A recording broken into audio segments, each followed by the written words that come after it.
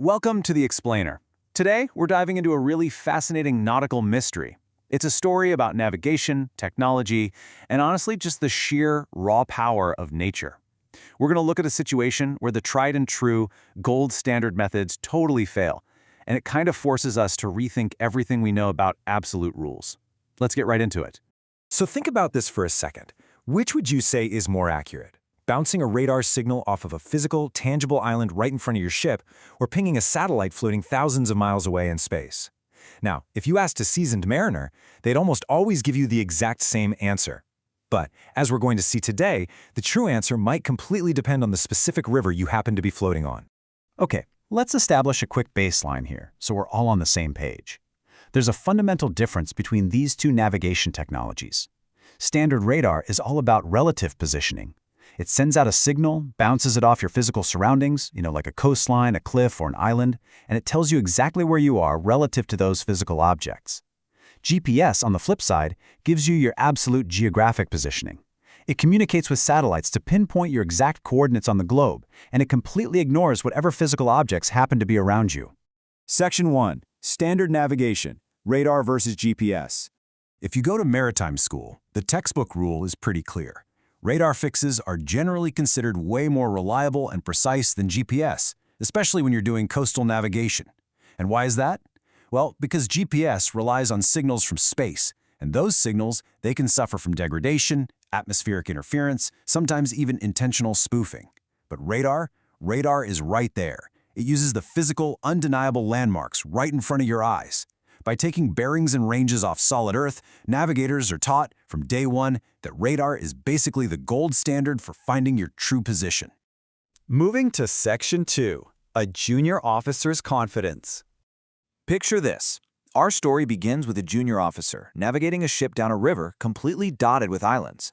Now, this junior officer was very fond of taking fixed positions using his radar.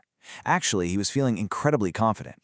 He's standing up there on the bridge, using flawless, by-the-book technique, bouncing his radar signals off the islands exactly the way he had been taught. In his mind, he was doing everything perfectly right. But then we hit a wall. A local river pilot, who is an expert hired specifically to guide ships through this one specific, treacherous waterway, walks up to our confident junior officer. He looks down at his meticulously plotted chart and just flat out says, "Your position is wrong." Bam. Just like that, the pilot totally shatters the junior officer's confidence. Section 3. The Amazon River Anomaly. You can probably imagine, right?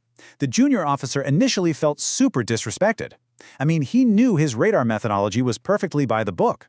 He wasn't making a math error. He was pulling totally accurate ranges and bearings off the islands he could literally see on the radar screen, and he was comparing them to the official nautical chart. The conflict here is just so fascinating to me. It's a direct clash between this officer's rigid, textbook knowledge and the local pilot's localized reality. To really understand why the pilot was right, we have to look at the setting of our story. Because this wasn't just any regular river. This was the mighty Amazon River in South America. And the Amazon, as it turns out, operates under its own unique, incredibly powerful set of environmental rules. Rules that honestly don't care at all about standard navigation textbooks. The absolutely crucial point here is the sheer scale of the Amazon. We're dealing with a, quote, considerable amount of water. To put that into perspective, we're talking about a massive, unbelievable volume of fast-flowing water that continuously surges through this river basin. It's not some calm, static lake. It is a violently dynamic environment. Which brings us to Section 4, Shifting Islands and Moving Maps. So, the local pilot lays down this brilliant geographical explanation for why textbook radar totally fails here. Let's walk through it. Step 1. You have that immense volume of fast water flowing down the Amazon. Step 2. This relentless flow causes severe soil erosion. It's literally washing away the banks and shifting the physical land masses. We're talking about moving entire islands. Because this happens constantly, step 3 is that official nautical charts become completely outdated almost the second they get printed. Which leads us to step 4. When the junior officer used his radar, it successfully bounced off the physical island in its new location, sure, but he was plotting it on an outdated map. That gave him a completely false reading of where the ship actually was. It literally all boils down to this crazy fact. The physical island moved, but the nautical chart didn't. The junior officer was doing the math exactly right, but the physical world had betrayed him.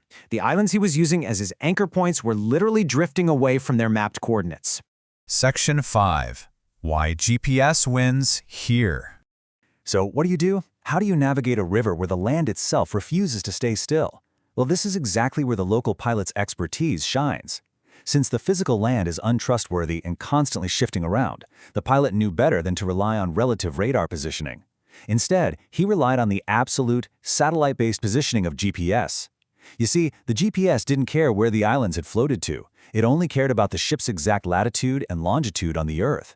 By using absolute GPS coordinates, the pilot was able to easily plot the true, safe position of the ship. Wrapping up the explainer today, let's hit the main takeaways. First, in standard, stable environments, the textbook rule definitely holds up. Trust your radar.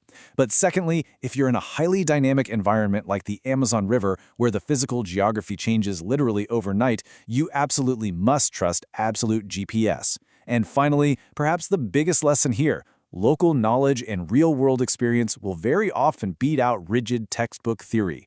Environmental anomalies just have this funny way of flipping conventional wisdom completely upside down. Which leaves us with a pretty wild final thought. We just saw how a fundamental rule of maritime navigation was totally broken by the sheer force of a river.